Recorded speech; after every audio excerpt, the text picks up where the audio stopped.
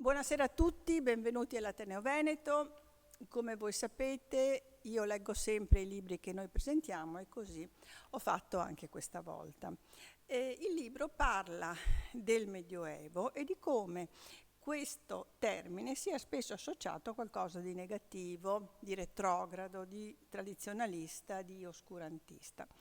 Questa analisi non è nuova, già i dizionari, accanto alla definizione di Medioevo come periodo storico, portano anche quella riferita alla modalità di utilizzare questa parola per riferirsi appunto a qualcosa di tradizionalista e di oscurantista. La novità, diciamo, è nella diffusione che ha avuto questa accezione di Medioevo. Perché siamo passati dai mass media, cioè dalla TV e dalla radio, ai self media, cioè noi adesso abbiamo cellulare, internet, realtà virtuale e quindi ognuno di noi, o molti di noi, tendono a costruirsi come dire, la propria storia. E quindi questa accezione negativa di Medioevo ha avuto grandissima diffusione. E sappiamo appunto che ci sono delle teorie addirittura che negano l'esistenza del Medioevo o che lo fanno partire da periodi completamente diversi, quindi hanno un uso distorto cronologico, ma c'è anche un uso distorto geografico del Medioevo, perché si ritiene che ci siano state epoche medievali in paesi in cui il Medioevo non c'è mai stato. Quindi questo libro parla di questo argomento, ma secondo me è un libro paradigmatico, perché quello che dice in relazione al Medioevo può valere per qualsiasi altro periodo storico, perché ci dice tre cose importanti. La prima: non c'è più, per quanto riguarda la storia, una trasmissione verticale delle informazioni, ma una trasmissione orizzontale. Quindi una volta l'informazione era appannaggio dell'élite, degli studiosi, questo poteva, come dire, piacere o non piacere, ma erano sicuramente delle persone competenti. Mentre adesso la diffusione è orizzontale, come dicevo, ognuno si fa la propria storia e quindi è difficile capire dove stia la verità. La seconda osservazione: i social network hanno eroso le gerarchie tradizionali della selezione delle notizie da destinare al pubblico, imponendo la pubblicazione di quanto risulta più condivisibile dal pubblico stesso. Ormai lo calcola un algoritmo, indipendentemente dall'attendibilità della notizia. E voi capite che per le questioni che riguardano la storia la situazione è piuttosto preoccupante. Terzo elemento che ci offre come riflessione questo libro: viviamo in una società che soffre di presentismo, cioè schiacciati sul presente facciamo fatica a rivolgersi al passato per comprendere le ragioni del passato e continuiamo a confrontarlo con la realtà attuale ed anzi leggiamo il passato come conferma di modi di vedere che sono proprie dell'attualità. E anche questa, come capite, è una modalità distorta, quella che si chiama pregiudizio di conferma. Ecco quindi che oggi parleremo di Medioevo, ma in realtà questo libro ci offre gli strumenti per capire come la realtà attuale affronti la storia e quindi lo studio della storia stessa. E quindi è un libro che ci aiuta proprio a riflettere su questo e anche di come funzioni la nostra realtà attuale. Per questo io ringrazio l'autore, che è venuto qui, Marco Brando, e ringrazio anche il nostro socio, lo definisco socio perché per me è più importante di tutti, Marzo Magno, che dialogherà con il nostro autore. Grazie.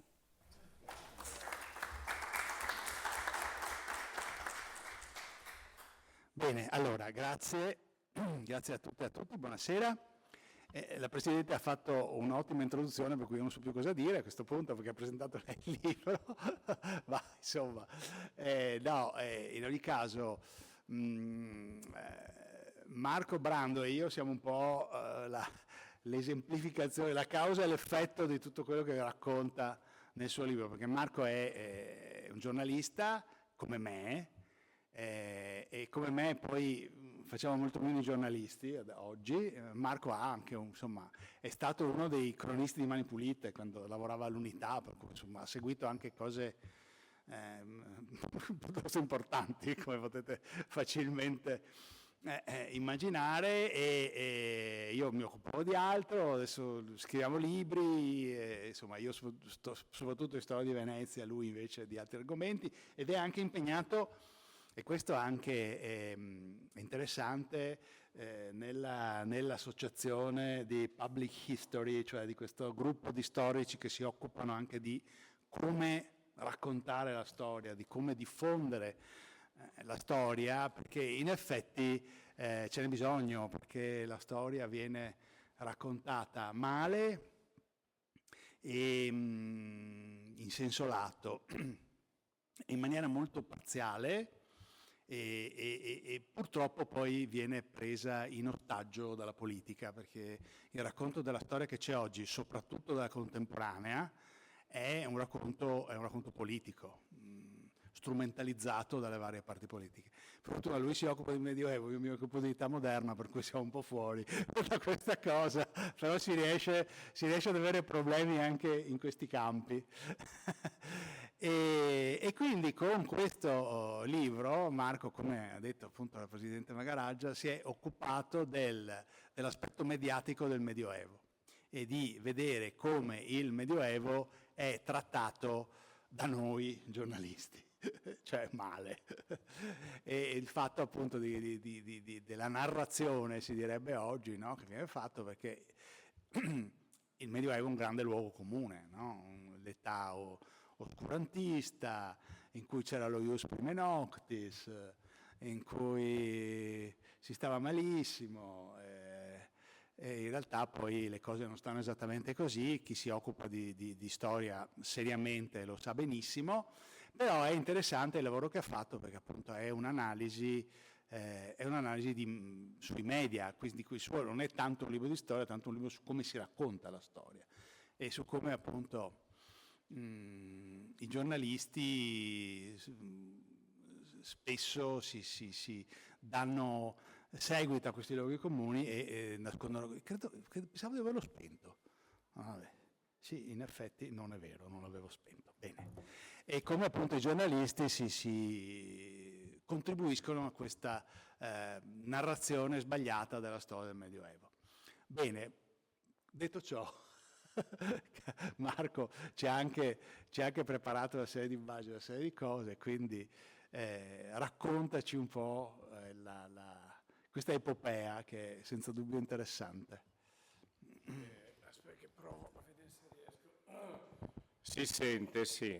Tanto mia moglie dice che ho ingoiato un megafono, quindi in genere si sente a prescindere. Però. Dunque, intanto grazie per l'ospitalità in questo bellissimo posto. Io sono legato a Venezia perché mia nonna era l'unica nonna che ho conosciuto, era a Chioggiot, e quindi io... Sai che lo so. Hai partito col piede sinistro. Lo so, però vabbè, allora, però io sono nato a Genova, quindi ci potrebbero essere altri motivi, dico, quindi ho sangue genovese e veneziano, che sono la dimostrazione empirica del fatto che posso andare d'accordo con me stesso, quindi anche genovese e veneziano, e per non parlare un po' di sangue anche napoletano, quindi.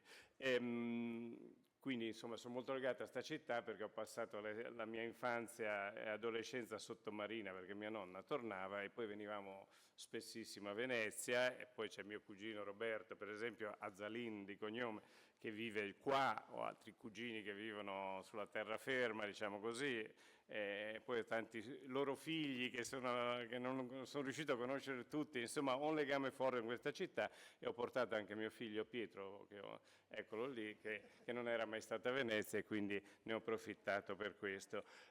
Veniamo al mio libro. Questo è un libro, sono contento di quello che ha detto la Presidente della carica, sì, perché ha colto la questione che non è solo un libro sull'uso e l'abuso del Medioevo oggi sugli organi di informazione, sui mass media, io lo dico alla latina che preferisco, e quindi di riflesso sul web. Appunto, ma poi comunque siccome l'origine è latina, è un libro sul modo in cui, partendo dall'esempio del Medioevo, la storia può essere usata, abusata, anche, come dire, resa sempre più superficiale, evanescente, diventare un marchio come qualsiasi altro, come la Coca-Cola, come qualcos'altro, un luogo comune che viene usato in tutte le salse, senza che ci sia più quella conoscenza di fondo, ecco, della storia, e quella formazione sul fronte anche della cultura diffusa, ma anche della cultura storica vera e propria, senza che ci sia più la capacità di avere un approccio sensato con la storia, perlomeno da parte dei professionisti dell'informazione, che dovrebbero avere come principio base la conoscenza, seppur non precisa ma sufficiente di quello di cui scrivono, in modo da non rifilare al pubblico ciofeche o fake news di vario tipo, cosa che non succede. Questo libro si basa sull'uso sui mass media italiani di uno stereotipo negativo, principalmente ritorno al Medioevo, per parlare di qualsiasi argomento. Poi vedrete una serie di esempi, perché è il modo più semplice per capire quello a cui mi riferisco, così come ci sono anche, cioè ritorno al Medioevo, ritorno ai secoli bui come stereotipo negativo. Poi c'è il controstereotipo positivo, a sua volta spesso privo di fondamento, che è tuffo nel Medioevo, di colpo il Medioevo ma diventa invece una cosa bella, i cavalieri, i giullari, la falconeria, eccetera. Sono tutti cliché usati dai giornalisti, anche da noi molto spesso, e sui social, sul web in particolare. Ovviamente il web è un incubatore esponenziale di tutti i luoghi comuni, compreso questo, e della superficialità. Usata dai giornalisti in maniera inconsapevole, come noi possiamo dire al bar non funziona la raccolta differenziata a Venezia, è un ritorno al Medioevo. Lo diciamo con leggerezza, però che lo dicano i giornalisti è un po' più preoccupante, soprattutto che usino queste espressioni in maniera costante nei titoli, come se non ci fosse di meglio, e anche nei contenuti su cui mi soffermo meno, altrimenti avrei dovuto scrivere 12 volumi. Come vedete il librino è piccolo. Quindi non mi occupo di giornalisti che scrivono di storia consapevolmente, ce ne sono fin troppi, ecco, non mi riferisco ad Alessandro, che perlomeno è uno storico e comunque so come lavora. Mi riferisco a tanti giornalisti anche molto celebri che scrivono libri basati su una raccolta raffazzonata di informazioni, poi scritte magari in maniera più piacevole rispetto allo storico medio, accademico. Non mi riferisco a Barbero, che l'eccezione conferma la regola, ma agli altri storici che spesso sono un po' criptici, però spesso ci sono giornalisti che scrivono di storia consapevolmente, non faccio nomi, ma in un anno scrivono un libro sulla Bibbia, uno su Craxi, uno sulla Resistenza e un altro su non si capisce come facciano, perché magari contemporaneamente fanno i vice direttori di una testata e i conduttori televisivi da un'altra parte. Tengono la rubrica delle lettere e pontificano su tutto. Il capostipite è stato Indro Montanelli, la sua Storia d'Italia è uno dei libri di storia più venduti in Italia, è scritta in maniera divertente, ma è piena di errori, di semplificazioni, di riferimenti a momenti della ricerca storiografica che erano già vecchi allora, figurarsi adesso, idem fa molti giornalisti oggi che mettono assieme quello che capita, magari copiando Montanelli, che a sua volta... Quindi mi riferisco all'uso subliminale da parte dei giornalisti dello stereotipo negativo sul Medioevo e di qualche stereotipo positivo. Io, e poi chiudo con la premessa, sono un giornalista e dico che sono un giornalista che scrive di storia, non dico che sono uno storico, perché lo storico medievista è quello che fa didattica in università, che va negli archivi, per esempio qui a Venezia, cerca e legge in latino medievale e fa...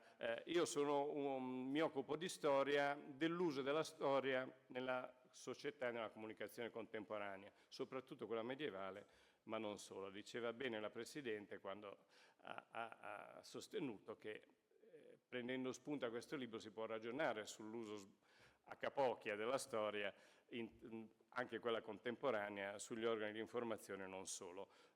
Sono stato accolto grazie al fatto, a quello che ho scritto e realizzato in questo campo, ho scritto altri libri, scrivo su Treccani eccetera, in società scientifiche come la Società Italiana per la Storia Medievale, quella di Didattica della Storia e quella di Public History, però faccio parte di quell'1% di soci ordinari che non sono storici di professione, quindi questo mi rende meno, come dire, meno antipatico allo storico medio, non a tutti, ma insomma qualcuno dice che ci fa qui questo. La ricerca dell'uso della percezione del Medioevo dopo il Medioevo non me la sono inventata io ho cominciato a studiare queste cose 20 anni fa. Grazie a uno storico medievista che si chiama Raffaele Licinio dell'Università di Bari, scomparso, che mi ha introdotto, è stato il mio maestro anche in questo campo. Però ecco, da una quindicina d'anni anche in Italia c'è una branca della medievistica, si chiama medievalismo, proprio che consiste nella percezione della storia medievale dopo il Medioevo, che ha una sua sezione di ricerca anche nell'Istituto Storico Italiano per il Medioevo, per dire è una branca che si sta consolidando nella medievistica e quindi come rientro in questo filone. In questa mia presentazione vi farò vedere un po' dei titoli di organi di informazione vari che cito nel mio libro, alcuni sono nuovi perché usciti anche tutti i giorni, esce qualcosa di questo tipo. Io ho fatto, nel libro faccio una premessa spiegando che la mia ricerca rientra nell'ambito del medievalismo con riferimenti anche alla sociologia della comunicazione e alle scienze dell'informazione. Al centro ho fatto raggruppo una ricerca fatta online grazie ai mezzi che mette a disposizione il web e l'intelligenza artificiale,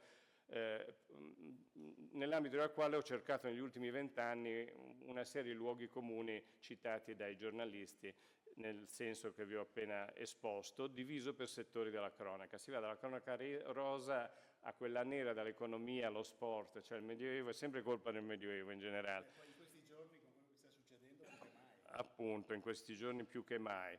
E nella parte finale suggerisco, poi se mai ci arriviamo, quale può essere il sassolino che di fronte a questo immane abuso della storia, quale può essere qualche sassolino che si può inserire nell'ingranaggio per rimediare un pochino. Ora non vi farò vedere tutte le diapositive perché sono concepite per un uso anche scolastico e quindi salterò qualcosa. Il titolo Medioevo con la chiocciola ha suscitato qualche perplessità anche nella casa editrice all'inizio, ma poi in realtà ha avuto un grosso successo. Giorni fa ho parlato di questi temi in un convegno di italianistica all'Università di Bologna, dove mi hanno chiesto il permesso di usare Medioevo come titolo di una serie di conferenze, per dire. Medioevo perché questa ricerca ho potuto farla, dato che ormai tutte le testate giornalistiche, i social, eccetera, sono tutte online, quindi mi ha consentito di usare gli strumenti digitali per fare questa ricerca, e perché il web c'entra molto con la diffusione degli stereotipi, non solo questi, ma in generale nella società italiana e anche in altre società simili alle nostre. Anche la copertina è stata fatta con l'intelligenza artificiale. Abbiamo chiesto all'intelligenza artificiale di creare un'immagine che avesse a che fare col contenuto del mio libro, e fra le immagini che sono state proposte c'è questa, per cui insomma è un Medioevo che c'entra è un Medioevo che è visto attraverso il mondo digitale. Questa è un po' una rappresentazione del modo in cui i mass media utilizzano il Medioevo. Il Medioevo, vero, non c'erano le autodompiafie, è vero che poi sono 1000 anni di storia, quindi quale parte nel Medioevo? Però nell'immaginario mediatico e anche della gente, il Medioevo è una cosa, quella con le fiaccole fangose, eccetera, eccetera. In realtà è stato un momento in cui, prima di tutto, chi viveva nel Medioevo non sapeva di essere nel Medioevo, quindi era più rilassato di quanto noi pensassimo. Non c'erano le auto doppia fila e via di questo passo, però era un mondo colorato, con la gente che faceva la spesa.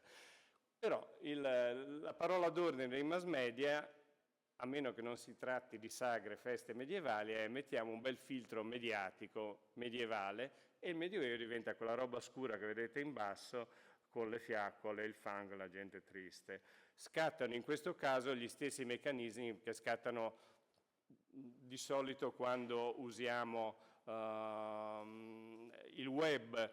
Il web tende anche per scelte di chi lo gestisce, soprattutto i social, a raggrupparci tutto in bolle in cui c'è gente che la pensa come noi. Quindi noi parliamo solo, ci indirizza verso pagine, Facebook, profili che la pensano come noi, quindi cosa succede? Questa dice guarda papà che queste sono fake news, e lui dice ma come, è impossibile, sono esattamente le cose che io penso, e anche sul fronte del Medioevo cadiamo in questa trappola.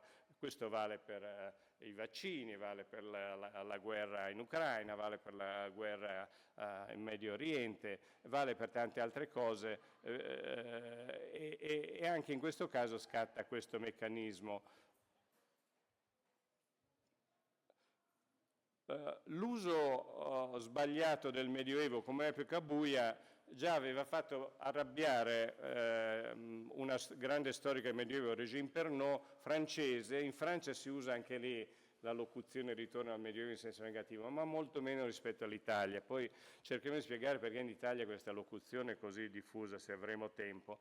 Lei era così arrabbiata che nell'intervista dice: ho sfidato un giornalista a scrivere un articolo intitolato così "Il Medioevo, l'unica epoca di sottosviluppo che ci abbia lasciato delle cattedrali". In effetti molti archistar di oggi non sarebbero in grado di costruire con i materiali di oggi una cattedrale gotica, per esempio, figurarsi con i materiali e la manodopera di allora. Però può essere un'epoca di sottosviluppo quella in cui sono state costruite le cattedrali o quella in cui c'è stato Dante, c'è Petrarca, Boccaccio, Giotto, San Francesco, per non parlare anche dell'Alto Medioevo, che è stata l'epoca forse un po' meno, un po' più difficile dei 1000 anni del Medioevo, però Carlo Magno, hanno appena dato alla von der Leyen il premio Carlo Magno per la sua opera, per la sua attività politica. Ecco, anche Carlo Magno è addirittura un pilastro, dicono, dell'Unione Europea così come oggi. Persino l'Alto Medioevo, quello più antico, non è stato l'epoca buia, o meglio, ci sono stati momenti bui e altri meno bui, però se c'è un'epoca buia forse nella nostra storia è questa, fra Novecento e XXI secolo. Nel Novecento abbiamo inventato 2 guerre mondiali, l'atomica, i gulag, i campi di sterminio e via di questo passo. Diciamo che non siamo secondi a nessuno dal punto di vista del buio che penetra nella nostra mente, nel nostro immaginario e ci contagia in maniera spesso irrimediabile, come vediamo in questi giorni. Il Medioevo viene rappresentato in vari modi a livello pubblico, sugli organi di informazione e non solo. C'è un Medioevo vero o realistico, insomma il Medioevo degli storici, della storiografia, che è in continua evoluzione, perché gli storici studiano in continuazione, cambiano opinione, tanti stereotipi come la piramide medievale, facciamo un esempio, che in realtà non è mai esistita nel Medioevo, è uno stereotipo colto che poi che però già dalla fine degli anni 30 Mark Bloch ha detto guardate che non c'è mai stata la piramide feudale se non in periodi molto limitati durante il Medioevo, però nei libri di testo, a scuola viene tuttora insegnata, perché c'è un Medioevo vero che è quello degli storici in continua evoluzione, perché anche la storiografia del Medioevo cambia opinione man mano che si sviluppa, man mano che vengono trovati i documenti. C'è un Medioevo sbagliato, quando c'è proprio un vero errore. È capitato a Parma, hanno dedicato una targa in comune alla sconfitta di Federico II di Svevia nel XIII secolo da parte del popolo di Parma, e la lapide c'è scritto Federico II di Svezia. È rimasto così per settimane, non se ne sono accorti nei giornalisti che hanno partecipato all'inaugurazione, nei politici. Questo è il Medioevo sbagliato, nel senso l'ignoranza o l'incapacità di alzare il telefono e dire, hanno detto che era un refuso, ma fare un refuso scolpito sulla pietra è difficile. Poi c'è un Medioevo finto, che è quello, che ne so, di San Marino, che tutti pensiamo sia medievale, ma è stato costruito di sana pianta a cavallo fra 800 e primi del Novecento, o il Castello Sforzesco di Milano, che è stato ricostruito di sana pianta. C'è un Medioevo falso, che è quello volutamente e consapevolmente falso, usato per esempio a livello politico. Faccio un esempio, l'uso politico del Medioevo da parte di un importante partito italiano che lo utilizza tuttora, già che hanno la spillina con Alberto da Giussano, che è un personaggio storico mai esistito, inventato di sana pianta 2 secoli dopo la sua presunta esistenza in vita, però il Medioevo è un pilastro identitario di questo partito che gli ha portato anche molta fortuna. C'è il Medioevo falso, per esempio quello di Putin, che ha giustificato in parte l'invasione dell'Ucraina in base a presunte diritti medievali nei confronti di quel paese sovrano e via di questo passo. E poi c'è un Medioevo banale, superficiale, farlocco, chiamiamolo come vogliamo, che è quello di cui mi occupo io. E arriviamo a qualche esempio. Qui vedete un preside dice alle ragazze: evitate minigonne, bermude e canottiere topo succinti a scuola, perché la scuola è un posto in cui non bisogna venire vestiti da spiaggia, e l'accusa è un ritorno al Medioevo, quando le minigonne erano effettivamente vietatissime. Ovviamente non sempre nei titoli è il giornalista che usa la locuzione ritorno al Medioevo, ma usa come se niente fosse la citazione di chi ha accusato questo preside di essere medievale. Quindi non cambia granché. Come vedete anche qui Terni come Kabul, vietate minigonne e scollature, c'è un sindaco che aveva deciso che era un simbolo di prostituzione, quindi fino a 500 euro di multa. Poi vorrei capire se andavano i vigili, se vanno i vigili col metro da Sarto, perché qual è il limite fra... Però le opposizioni, in questo caso di sinistra, roba da Medioevo. Anche qui vedete l'educazione sessuale a scuola, siamo tornati al Medioevo. Questo è un altro esempio. Ci sono giornali di tutte le tendenze politiche, di destra, di sinistra, di sopra, di sotto, cioè tutti ci cascano. Ritorna al Medioevo il nuovo Calter di Fratelli d'Italia. Tremonti accusa l'Unione Europea di essere nel Medioevo perché ci sono troppe leggi, quando nel Medioevo le leggi erano molte meno rispetto adesso per ragioni ovvie. Qui in Liguria si autorizza la caccia al cinghiale, che prospera sulle montagne liguri, sull'Appennino ligure con arco e frecce, ed è un ritorno al Medioevo. Quando nel Medioevo nessuno era così scemo ad andare a caccia di un cinghiale da solo con l'arco e la freccia, perché gli fai solo male e poi lui si arrabbia moltissimo. Semmai, soprattutto nell'Alto Medioevo, era un rito andare a caccia dei cinghiali, perché c'erano battitori. C'è un libro uscito recentemente proprio sulla ritualità dell'Alto Medioevo, in cui si cita la caccia al cinghiale, che si faceva con un numero congruo di persone, con un rituale ben determinato. Usavano le lance, però non so se sia da dare un'idea da dare. No, però usavano anche i cani, i battitori, erano in tanti, nessuno andava da solo a tirare una freccia nel naso a un cinghiale. Qui vedete altri esempi, nessun contagio del Covid, ma luoghi al Medioevo per gli allevamenti di visoni, che noi alleviamo visoni americani, arrivati ovviamente dopo il Medioevo. Addirittura le liti che riguardano gli stabilimenti balneari diventano medievali. Qua c'è in Puglia, questo è il Corriere della Sera in salsa pugliese, c'è questa lite per i sorteggi di ombrelloni e lettini e l'accusa è sistema medievale. Qui pisani e livornesi litigano perché durante il Covid i pisani vietano l'accesso alla spiaggia ai non pisani. Questo invece è veramente medioevo. È medioevo, Facevano così. ma non ai livornesi, però la prendono malissimo i livornesi perché ce l'hanno, è un problema atavico, e soprattutto perché la spiaggia è comune di Pisa ma è appiccicata a Livorno, e quindi il sindaco Labronico di Livorno accusa il sindaco leghista di Pisa di avere messo un'ordinanza da Medioevo. Questo è successo pochi giorni fa nel Veneto, a Vittorio Veneto, una bega nella gestione del convento di clausura nella zona di Vittorio Veneto, e la stessa Suor Maria Paolo d'Alzotto, in fuga dal convento, dice: trattamento da Medioevo, finalmente posso respirare. E come vedete è colpa del Medioevo, anche se in un convento del XXI secolo succedono certe cose. Qui avete altri esempi: addio alla malattia pagata, ritorno al Medioevo, quando i contratti di lavoro nel Medioevo erano diffusissimi. Questa ragazza ha un colloquio di lavoro con uno che la molesta e diventa un colloquio di lavoro da Medioevo. Addirittura l'intelligenza, questo è il Fatto Quotidiano, prima era il Giornale, il Riformista, insomma. L'intelligenza artificiale non crea posti di lavoro, si stava meglio nel Medioevo. Qui abbiamo addirittura la metropolitana medievale. Di notte viene fermata per lavori, l'ira dei commercianti, Torino al Medioevo. Quando nel Medioevo funzionavano malissimo le metropolitane nel Medioevo.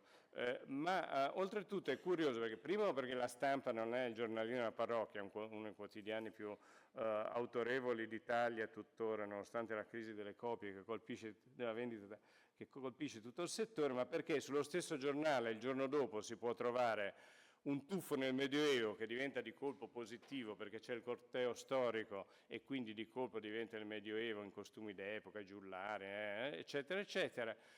Nello stesso giorno si può trovare Barbero, chi per lui, che dice: ma guardate che dire che il ritorno al Medioevo in senso negativo è una fesseria, perché il Medioevo non è stato un'unica epoca buia, anzi, se no io non farei il professore di storia medievale, potrebbe dire Barbero qualcuno o chi per lui. Vedete qui un tuffo, qua un'altra locuzione positiva di colpo, un tuffo nel Medioevo tra storia e magia, con cavalieri dame, falconerie e via di questo passo.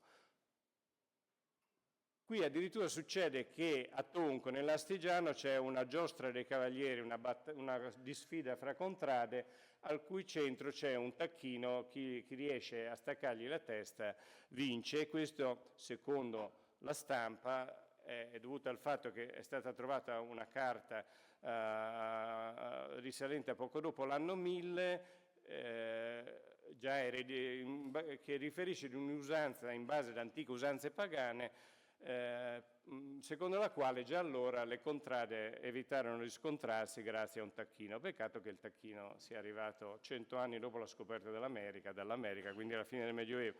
Un professore di storia medievale del Piemonte molto famoso, Bordone, disse: scegliete una gallina, un maiale, qualcos'altro, ma altrimenti, e questi dissero: stai zitto, pensa a fare il professore, appunto, dice. Lui ci ha provato, ma niente.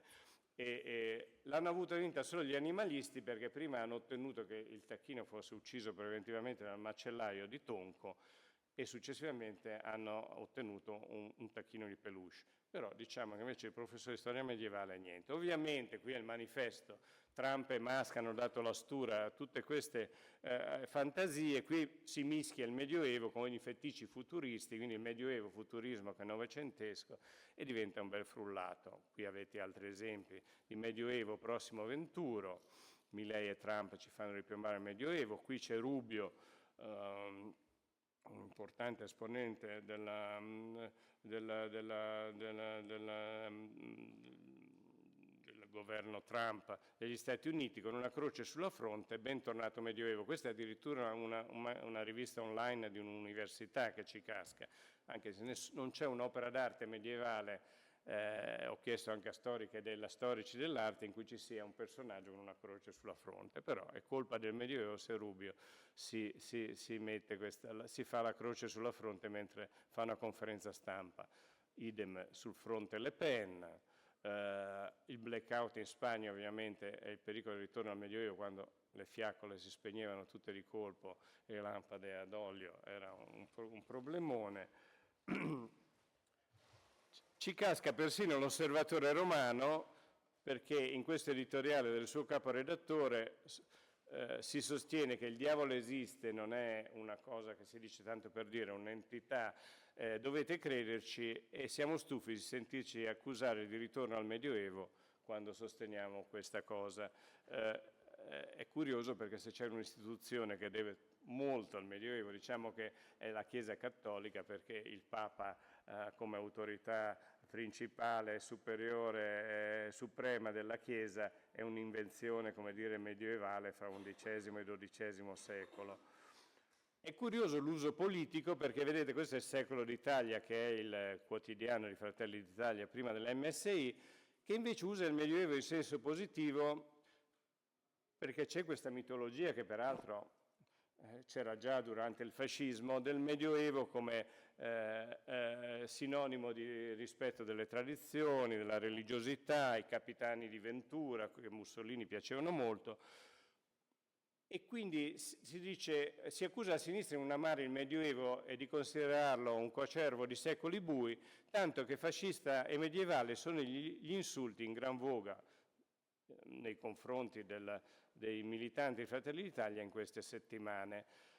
In effetti è vero che a sinistra ci sono i maggiori pregiudizi nei confronti del Medioevo, tant'è vero che, vedete, questo è il magazine online del PD, bocciata la destra Medioevo, cioè il sinonimo Medioevo-destra, perché si viene contagiati dalla percezione del Medioevo che è la destra, che lo considera di destra. Ricordiamo che San Giuliano all'inizio del suo mandato come ministro disse so di dire una cosa forte, ma Dante Alighieri è il padre della destra italiana del XXI secolo. Tra le tante responsabilità, poverino, già aveva i problemi con i Guelfi e Ghibellini, anche quella. Però a sinistra la destra medioevo è come dire vedete, ritorno al Medioevo, sospeso fondo per orfani, femminicidi, il governo è contro le donne. La Lega ha idee da Medioevo, che qui ci starebbe anche, visto che uno dei pilastri identitari della Lega è Alberto Ragiussano, Pontino, la battaglia di Legnano. In Lombardia addirittura la festa nazionale della regione Lombardia, pochi lo sanno, è il giorno della battaglia, coincide con la data della battaglia di Legnano per scelta dei governi di centrodestra della regione. Peccato che persino Zaia ci caschi e parli del Medioevo in senso negativo quando c'era la polemica su l'autonomia differenziata, eccetera, eccetera. Dice autonomia, il centralismo, cioè la cosa che la Lega soprattutto ha deciso di contrastare ricorrendo all'autonomia differenziata, è da Medioevo. È curioso che qui vedete altri esempi, qui persino Gaspari è perplesso per questa accusa. Ovviamente quando si parla di sessualità, teoria gender, ritorno al Medioevo, all'Inquisizione è il minimo che può arrivare come accusa. Ovviamente l'Inquisizione non è un fenomeno di tipo medievale, ma avviene per lo più in età moderna, inizia vagamente all'inizio del Medioevo, ma semmai il boom c'è stato a metà dell'età moderna. Però si tende a dare la colpa al Medioevo dell'Inquisizione, della caccia alle streghe, che è come dire, un altro fenomeno storico che però si è sviluppato al 99% in età moderna. Però è brutto dire ritorno all'età moderna, suona male, quindi va sempre colpa del Medioevo, ritorno al Medioevo, alle Inquisizioni. Come vedete qui ci sono altri esempi. Ecco, sul fronte della cronaca nera si fa ricorso alla locuzione ritorno al Medioevo in casi di violenze sessuali e di femminicidi e nel caso della criminalità organizzata. L'equazione è, come nel presunto Medioevo, il feudatario cattivo opprime la popolazione, così al giorno d'oggi il boss mafioso opprime la popolazione nelle aree ad alta densità mafiosa. Tanto che addirittura la magistratura ha deciso di chiamare nel Foggiano processo medioevo un processo contro il clan imperante sul Gargano, proprio esplicitando il fatto che la scelta è stata fatta perché i boss mafiosi sono uguali ai feudatari cattivi. Quali? Di che periodo del Medioevo non si sa, però funziona così. Qui avete altri esempi. Un altro esempio dell'uso del Medioevo a capocchia è il fatto che si evoca il ritorno al Medioevo in aree del mondo quando si tratta di cronaca internazionale in cui il Medioevo non c'è mai stato. Il Medioevo è un fenomeno circoscritto cronologicamente e anche dal punto di vista geografico. Insomma, il Medioevo è quello latino-barbarico, quindi coincide con l'Europa occidentale, secondo i più severi neanche con tutta, perché in Spagna ci sono stati gli arabi che non si consideravano, come dire, è stata una delle loro epoche più importanti, più fulgide, che dominavano metà Spagna, gran parte della Spagna, e poi c'era il Medioevo slavo dove l'impero romano non c'è mai stato. Però diciamo che il Medioevo coincide con l'Europa continentale, centro-occidentale e col bacino del Mediterraneo. Non si può catapultare il Medioevo in Afghanistan, dove c'è stata una coincidenza cronologica, ma non c'è stato il Medioevo così come lo concepiamo dal punto di vista filosofico, culturale, storico, artistico e via di questo passo. Eppure, vedete, il Medioevo talebano vieta il gioco degli scacchi. Ora, i giochi degli scacchi sono arrivati in Europa nel Medioevo dall'Oriente, e quindi è proprio sbagliato come titolo. Vedete qui altri esempi di ritorno al Medioevo in posti in cui il Medioevo nostro, romano, barbarico, latino, barbarico, germanico, non c'è mai stato. Qui abbiamo un altro tacchino medievale che non può esserci stato perché nel Medioevo non c'era. Un consigliere della RAI si arrabbia perché viene servito questo tacchino pieno di pomodori in mensa e dice è un ritorno al Medioevo. Lui non so se era vegetariano, che cosa, e anche qui abbiamo un tacchino che nel Medioevo non c'era, tantomeno i pomodori, forse c'è anche qualche patata qua dentro. Qui vedete altri esempi. Ovviamente quando non prende il wifi, non funziona internet, è un ritorno al Medioevo. Quando il wifi prendeva malissimo nei castelli, ma tuttora devo dire, perché le mura sono spessissime, però vedete qui dietro la fibra ottica il Medioevo, qui in realtà ci si riferisce al fatto che con i subappalti, come dire, siano sinonimo di trattamento medievale dei lavoratori, e quindi chi lavora per mezzo della fibra ottica subisce un trattamento medievale. Però persino il POS, che è l'aggeggio che usiamo per pagare con la carta di credito, diventa roba da Medioevo perché arriva il soft POS. Vedete qui wifi libero nei comuni è ancora Medioevo, nel senso che non funziona, come effettivamente nel Medioevo non funzionava. Vietare ChatGPT è roba da Medioevo.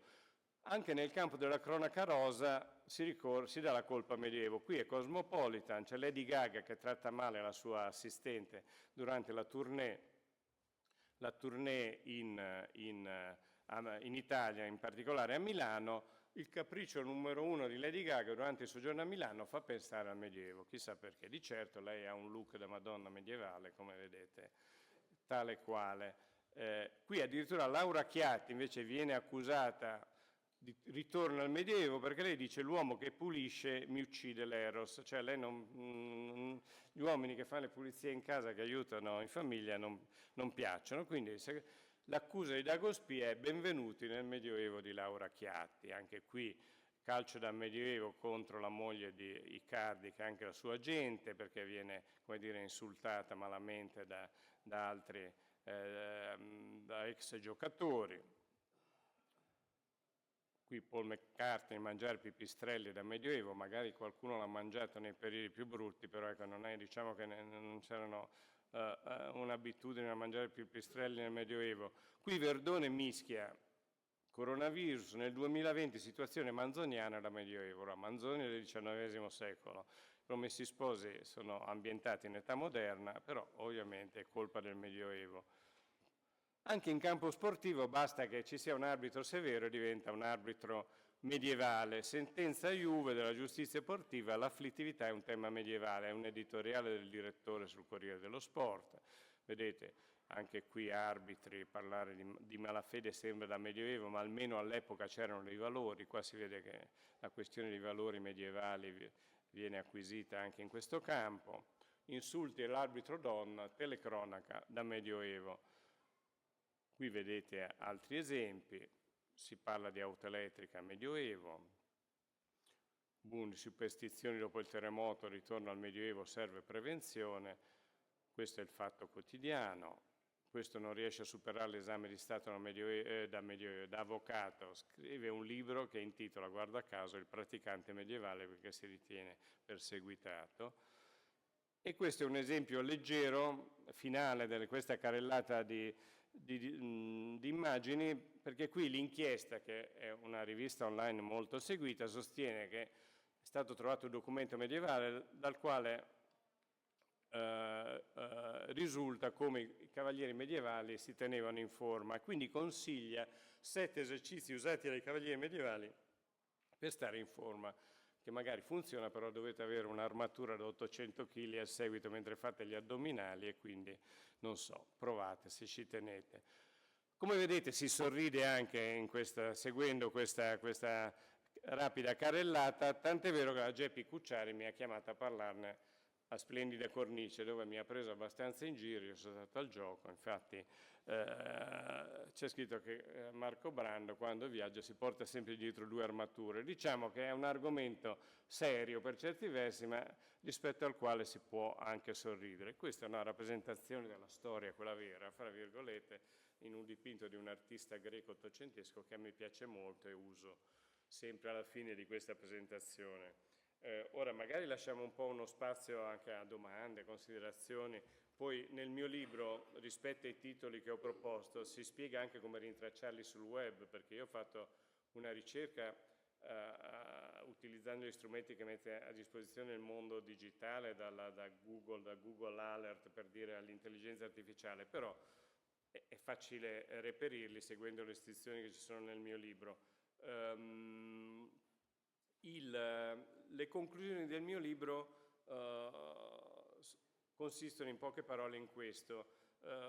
Questo uso acrobatico e superficiale della storia, che può sembrare banale, perché in fondo anche diceva bene la Presidente, nei dizionari anche su Treccani, con la quale collaboro, c'è scritto Medioevo, epoca che va dal V al XV secolo, numero 2, sinonimo di arretratezza, barbarie e via di questo passo, perché in effetti il Medioevo è nato, come dire, in maniera come cliché negativo, quando in epoca gli umanisti, poi anche durante l'illuminismo e via di questo passo, si cercò di propagandare quei 1000 anni di storia in cui è successo un po' di tutto. Ecco, se 1000 anni noi li facessimo iniziare ai tempi di Barbarossa, mancherebbero ancora 200 anni alla fine del Medioevo. Immaginate mettere assieme il V secolo col XIII, XIV, un esercizio un po'. Però diciamo che nasce come rappresentazione negativa di 1000 anni di storia, però poi ha generato anche, soprattutto dall'Ottocento in poi, un settore della ricerca storiografica, tant'è vero che oggi esistono i professori di storia medievale. Se noi facessimo sparire il Medioevo rimarrebbero disoccupati, quindi ci tocca farlo rimanere. Poi è così connaturato col nostro immaginario, anche grazie a film, serie televisive, romanzi, compreso Harry Potter e via di questo passo, che non riusciremo mai a eliminarlo. Dico, però c'è un problema. Si può cercare, almeno in questo campo, e non solo, ma io mi riferisco a questo campo, a buttare qualche sassolino nell'ingranaggio che rende la conoscenza storica così superficiale, anche vulnerabile, e poi nei confronti dell'abuso che ne fa la politica e non solo, in modo da renderci più consapevoli di quello che ci viene rifilato e capaci di contrastare i luoghi comuni, i cliché e anche altre, come dire, forme di manipolazione della storia anche più pericolose. Secondo me ci sono 3 modi attraverso i quali si può provare a porre rimedio. Uno è la formazione dei docenti scolastici. Gran parte degli stereotipi che abbiamo in mente sul Medioevo sono di origine scolastica. Una delle poche cose, me l'ha detto anche Geppi Cucciari, dice: ma com'è, l'unica cosa che ricordo del Medioevo è la piramide feudale e mi dici che non esiste come organizzazione del potere nel Medioevo? E dico, sì. E quindi in genere ci restano tutti male quando io distruggo, mi dicono questo mito. Eppure è dagli anni 30 che gli storici che studiano la storia medievale hanno segnalato, a cominciare da Bloch, guardate che l'organizzazione del potere era più frastagliata nel Medioevo, non c'era una piramide, anche se è facile insegnarla, c'era una cosa diversa. Nella manualistica scolastica, nel 99% dei libri di testo delle medie, inferiori, delle elementari, anche delle superiori, c'è ancora la piramide feudale. Io ho presentato questo libro in molte scuole, ho chiesto ai professori: ma voi le insegnate ancora prima della mia conferenza? Ho detto no, poi ho chiesto agli studenti, ho detto alzi la mano, e l'hanno alzata tutti. Quindi c'è un problema di formazione dei docenti, che spesso di storia sanno poco o niente. C'è un problema di manualistica che ancora contiene degli stereotipi, non solo nel campo della storia medievale, ma in particolare nel campo della storia medievale, superati dalla storiografia da decenni, ma che non si riesce a sradicare. È un lavoro che dovrebbe fare la politica, un governo, i vari governi, i vari ministri della pubblica e dell'istruzione dovrebbero impegnarsi su questo fronte. Non lo fanno, però. Adesso hanno cambiato, anzi le indicazioni ultime del Ministero dell'istruzione attuale dicono che bisogna puntare sul sovranismo, il mito della nazione, su 4-5 cliché che radichino tra gli studenti questa visione della grande nazione italiana, eccetera, eccetera. Ecco, se si va in questa direzione, ovviamente sarà difficile sradicare ben altri pregiudizi. C'è un problema di formazione dei giornalisti che non ce l'hanno, tranne i pochi che hanno studiato storia. Tu ricorderai quel corso che ho organizzato a Milano di formazione professionale per giornalisti che scrivono di storia. C'erano 100 persone in presenza, compreso qualche vicedirettore, quindi motivate, alle quali abbiamo dovuto spiegare che Wikipedia non è una fonte su cui fare affidamento in generale, per quanto sia apprezzabile come esperimento di cultura diffusa, soprattutto non può essere usata da un giornalista, e molti sono cascati dalle nuvole. Gli abbiamo mostrato in diretta che si può cambiare la voce, che ne so, Barbarossa, scrivendo noto collezionista di peluche, senza neanche identificarsi su Wikipedia, chiudere, e lì finché qualcuno non se ne accorge resta magari per decenni questa cosa. Poi qualche giornalista fa un copia e incolla alla prima occasione e lo scrive.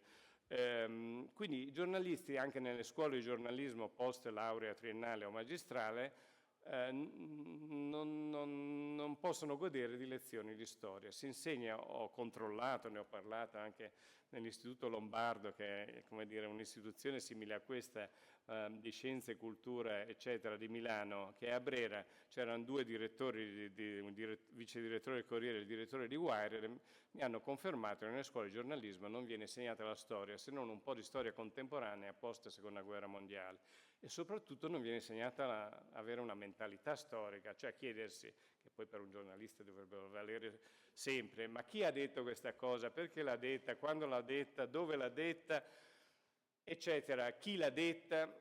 Basterebbe in questo campo alzare il telefono come si faceva prima del web e chiamare uno storico, banalmente, se uno ha dei dubbi. Non viene fatto perché Lady Gaga, piuttosto che Salvini, piuttosto che qualcun altro possono querelare il giornalista o citarlo per danni, invece Barbarossa, San Francesco o Carlo Magno non possono farlo. Quindi sui giornali basta che il primo mitomane racconti che ha individuato nella Gioconda E.T. dopo lunghi studi, e viene riportato perché quel titolo attira ovviamente lettori, però poi non si spiega che è una bufala molto spesso. Quindi c'è un problema di formazione dei giornalisti, e poi c'è, e finisco, un problema di disponibilità da parte degli storici di professione a scendere in campo. Sarà che io ho una visione dell'intellettuale per la mia formazione, diciamo un po' gramsciana, però l'intellettuale deve sporcarsi le mani con la società. Non vale stare chiusi nell'accademia e raccontarsi le cose fra accademici, pubblicando gli atti dopo 10 anni, in un linguaggio poco comprensibile. Lo storico giustamente usa un linguaggio tecnico, ma deve anche avere la capacità di divulgare la storia, quella vera, in maniera corretta, e deve aver voglia di uscire dall'accademia. Oggi è prevista la terza missione per gli storici da una quindicina d'anni, cioè devono, per raccogliere un tot di punteggio, uscire dall'accademia e fare qualche lezione fuori. Più delle volte se la cavano in modo burocratico andando 2 ore in un liceo o in un'altra scuola raccontando. Non è così, bisognerebbe che gli storici, quando Putin a suo tempo ha detto invado l'Ucraina perché è nostra dal Medioevo, sarebbe stato interessante che qualche storico, non solo Barbero, che infatti non fa più lo storico, fa un altro mestiere ormai, uscissero dalle accademie e dicessero guardate che è una fesseria, perché non è vero, fa parte della propaganda. Putin l'ha scritto anche nel suo libro divulgato qualche mese prima dell'invasione dell'Ucraina, l'ha ridetto recentemente in un discorso, e via di questo passo. Vale anche per l'uso e l'abuso del povero Alberto da Giussano, che non può querelare nessuno, anche perché oltre, se fosse esistito sarebbe morto, ma soprattutto non è mai esistito. Gli storici dovrebbero insomma farsi coraggio e uscire un po' dall'accademia e fare il loro mestiere anche a livello pubblico. Divulgare la storia si deve imparare, non è una cosa che neanche il più bravo degli storici necessariamente sa fare, però bisogna che si assumano anche questo compito, secondo me. Molti storici dicono no, io voglio rimanere chiuso nell'accademia, quello che succede fuori è una roba mia, i giornalisti sono tutti ignoranti, la gente è ignorante, non studia, peggio per loro. Però così, secondo me, non ci si assume la responsabilità di quello che si fa, tanto più che molti poi cliché sbagliati sono proprio frutto sono cliché accademici e scientifici che sono rimasti a livello di grande pubblico e a livello giornalistico quando gli storici hanno fatto molti passi avanti da decenni su quel fronte. Quindi insomma didattica, formazione di docenti, revisione manualistica, formazione dei giornalisti e maggior coraggio degli storici di professione affinché escano dai recinti sacri dell'Accademia e si diano un po' da fare. Questi sono un po' i segnali che io lancio. Poi se questo libro può essere anche uno stimolo per guardare da questo punto di vista altre cliché anche relativi alla storia contemporanea o ad altri periodi della storia che ci vengono rifilati a livello più o meno consapevole, ben venga, insomma. Il mio lavoro, ecco, però si propone per ora di gettare qualche granellino nell'ingranaggio su questo fronte. Grazie. Visto che facciamo parte di un ordine professionale e abbiamo l'obbligo dell'aggiornamento, c'è ricettività all'interno del nostro ordine per fare dei corsi su questo tema? Ma io l'ho proposto attraverso anche, cioè appoggiandomi all'Associazione Italiana di Public History a cavallo fra 2019 e 2020 e come ti ricorderai c'erano tante persone, però c'è stata quell'occasione lì, dopodiché tra i tanti corsi che chi è iscritto a un ordine professionale deve fare per forza dei corsi di aggiornamento, di formazione professionale continua, in base ai quali acquisissi un punteggio, entro 3 anni deve acquisire un tot di punteggio, vale per noi giornalisti, per gli architetti, per i medici e via di questo passo. In ambito giornalistico vengono proposti corsi di formazione online o in presenza di qualsiasi tipo, ma sul fronte storico-storiografico mi sa che il mio è stato l'unico. Che poi si è arenato perché poi è scoppiato il Covid, avremmo dovuto farlo in altre città e poi è andato a gambe all'aria, magari lo riproporremo. Però ecco, la sensibilità dal punto di vista su questo fronte da parte del mondo dell'informazione italiana non ce ne sono purtroppo ed è un grosso problema perché tutti i giorni qualsiasi cosa si scrive accentri la storia, non solo perché la facciamo entrare a capocchia quando parliamo di arbitri o di Lady Gaga o del wifi che non funziona, perché tutti i giorni scriviamo di storia, ne scriviamo ora rispetto alla guerra in Medio Oriente o quella Israele-Iran, che però ha delle radici storiche alle spalle, secolari per molti versi, e comunque bisogna conoscere la storia degli ultimi almeno 100 anni per parlarne a ragion veduta. Quanti dei nostri colleghi ne sanno qualcosa? Non si sa, e quindi anche noi giornalisti, che dovrebbero essere gli unici a cascarci, cadono nella controposizione da tifoseria. Ormai si parla di tragedie immani come se parlassimo online o in TV di un derby, che ne so, Inter-Milan, con la stessa superficialità.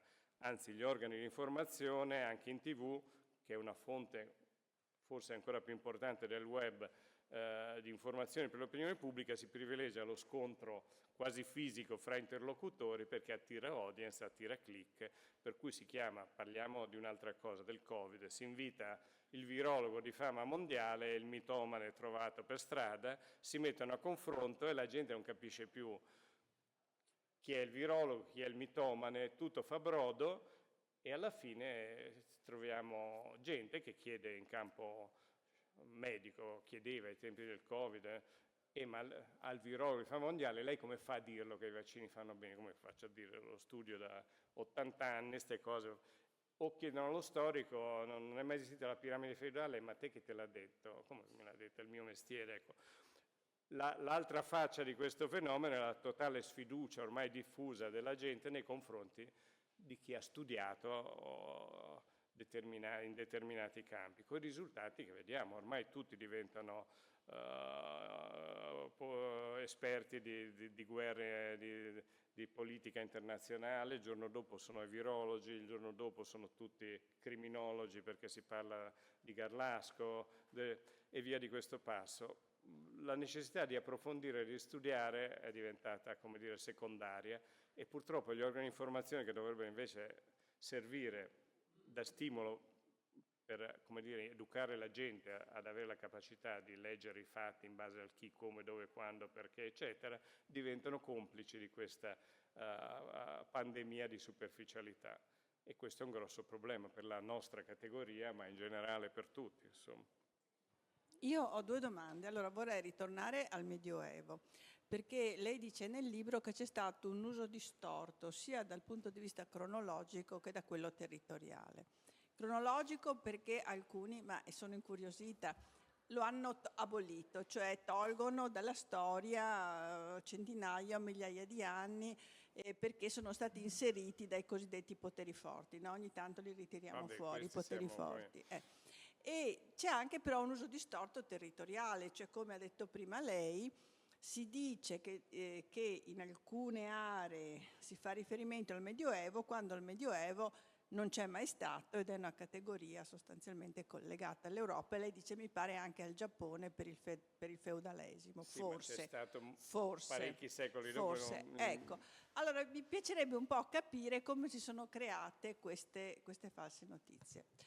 La seconda, lei dice giustamente nella terza possibilità di, come dire, contrastare questo fenomeno, gli storici devono sporcarsi le mani.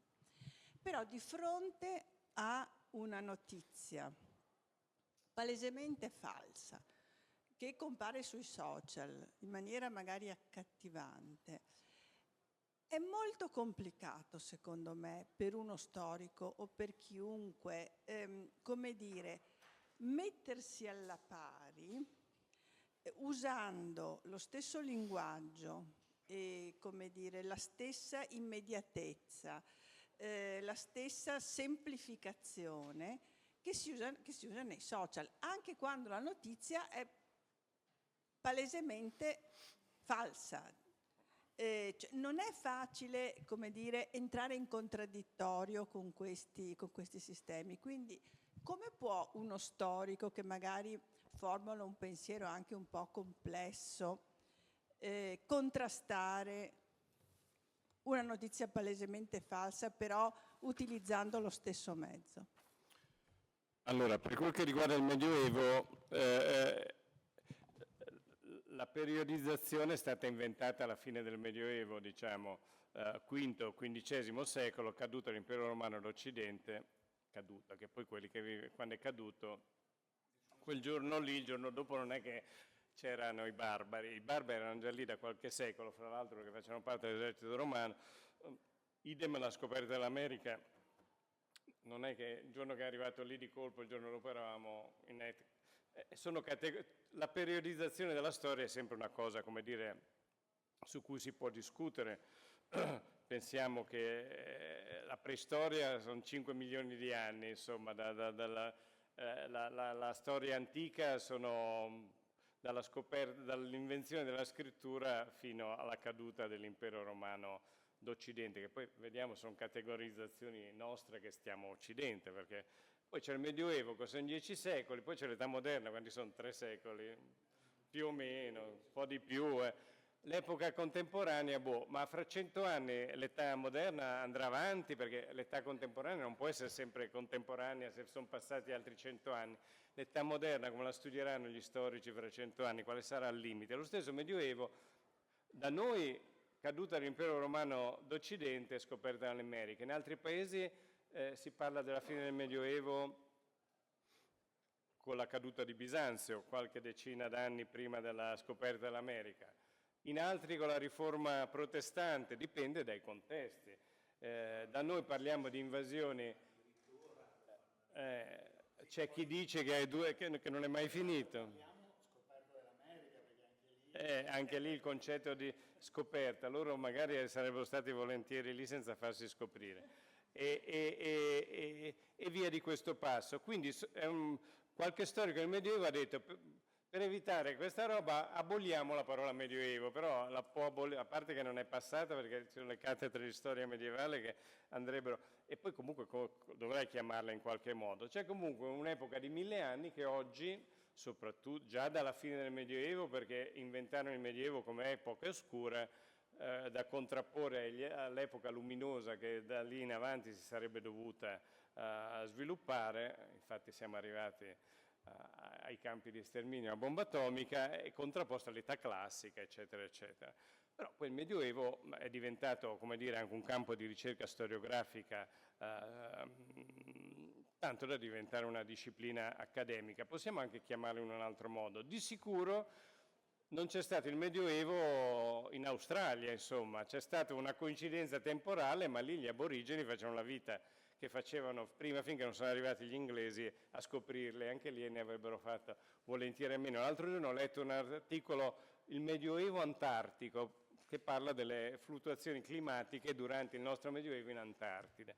Non c'è, perché il Medioevo coincide con uno sviluppo intellettuale, filosofico, religioso e via di questo passo, con determinati eventi storici e con un territorio che è quello dell'impero romano, diciamo in senso lato, perché poi il Medioevo dell'impero romano d'Oriente è finito pochi anni prima della scoperta dell'America. Bisanzio è caduta poco prima, ecco. E quindi il problema è che questa categoria del pensiero è così entrata nel nostro immaginario, è così utile come cilindro da cui tirar fuori di tutto, perché l'epoca contemporanea dal punto di vista simbolico siamo troppo a contatto per usarla metaforicamente, in senso buono e cattivo. L'età moderna, dire ritorno all'età moderna suona male, l'epoca romana abbiamo in mente che è stato il momento più glorioso della storia italiana, fra virgolette, quindi non resta che il Medioevo, dove ci possiamo far stare dentro la cintura di castità, che è un'altra cosa che non è mai esistita, lo ius prime noctis, che non è mai esistito, la piramide feudale e via di questo passo.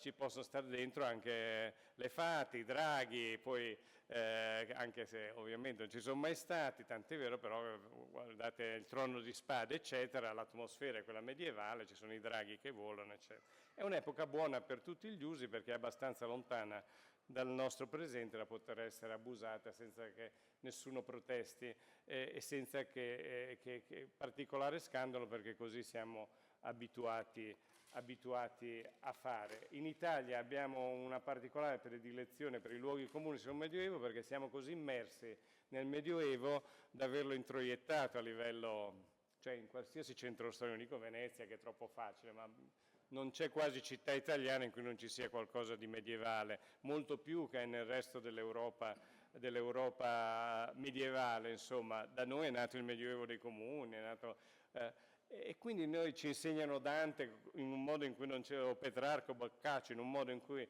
in altri paesi non viene insegnato nella scuola dell'obbligo e in quella superiore. Il risultato è che noi siamo così in confidenza con il Medioevo che possiamo permetterci di maltrattarlo, perché tanto più o meno inconsapevolmente lo abbiamo introiettato. E questo è il motivo per cui in Spagna il ritorno al Medioevo come locuzione negativa non viene praticamente mai usata, me l'ha confermato un professore di storia medievale spagnolo, né in Germania, succede un po' in Francia. Da noi c'è questa come dire, vocazione a maltrattarlo perché ce l'abbiamo così a portata di mano da non essere neanche consapevoli di tutto il ben di Dio con cui abbiamo a che fare.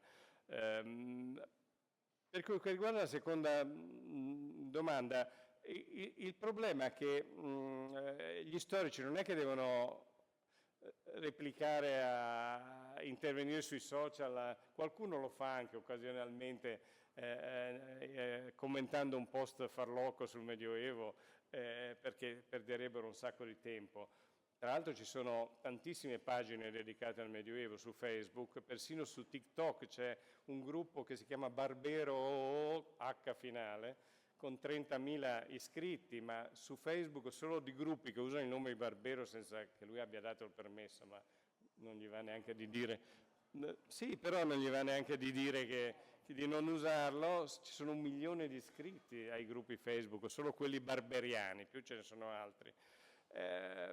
Non si tratta di intervenire lì, se non creando magari qualche pagina affidabile, ecco, ce ne sono legate all'università, eccetera, ma ovviamente si parla di didattica, di lezioni accademiche. Si tratta per lo storico di intervenire quando ci sono, come dire, a livello pubblico, in TV, nel dibattito, proponendosi, intervenendo sulla stampa, quando c'è un abuso consapevole del Medioevo,